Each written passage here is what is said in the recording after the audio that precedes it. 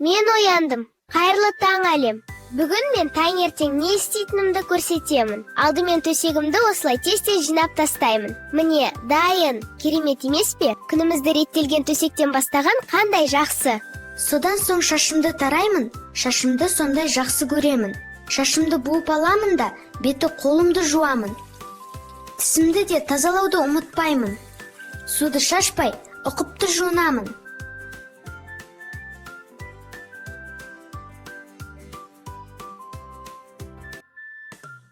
Таңғы ас денсаулық кепілі.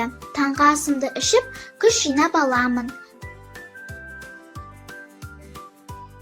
Түнгі киімімді ауыстырып, кішкене жаттығу жасаймын.